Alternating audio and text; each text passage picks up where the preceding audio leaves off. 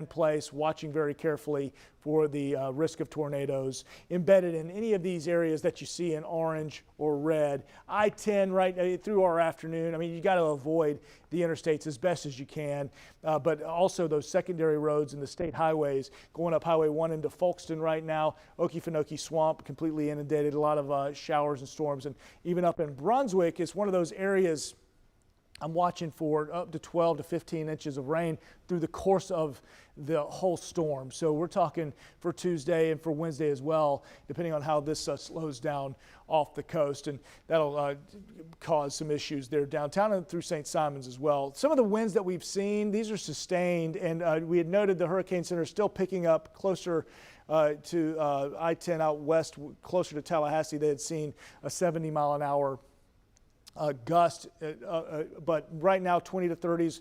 Gusts here, we had a 51-mile-an-hour gust at the St. Augustine Airport.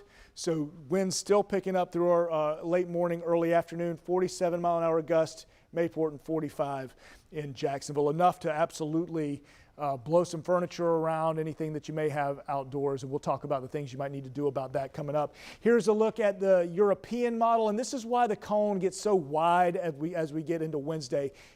European and the American model, the GFS, pretty confident in what's going to happen through Tuesday evening, but this wants to take the storm up into Myrtle Beach by Wednesday and then Friday up through the mountains. Still slow. That's still a pretty slow mover. GFS a little different. All right, this has more of a stall out off the coast of Brunswick, or maybe Savannah even, before a stall happens Wednesday night and moves back over southeastern Georgia into Thursday at lunch. That's an extremely slow moving situation and not exactly the most likely of scenarios either. However, the Hurricane Center taking that into consideration when drawing that really massive cone. So this is a higher resolution, rapidly refreshing model. This is going to just kind of look through our immediate time frame and into our afternoon as well, and pretty well painting where the center is through Lake City, also depicting how that slow movement still going through. So through 7 a.m.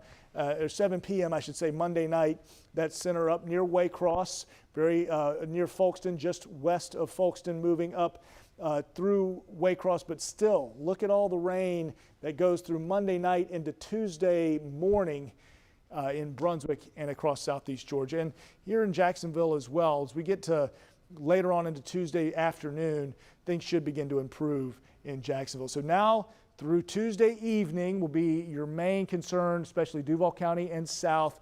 The impacts continue to be heavy rain with isolated tornadoes, and we need to prepare for that flooding as well. Some other things, let's go county by county now.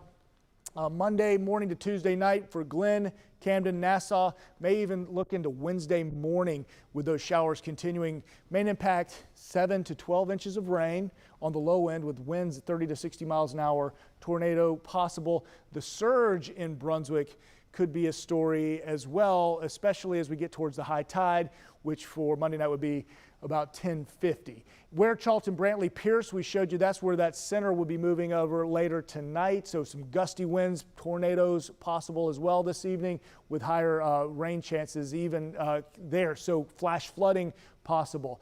In Duval County, this is a Monday morning, Monday night into early Tuesday morning. The rain will begin to diminish a bit.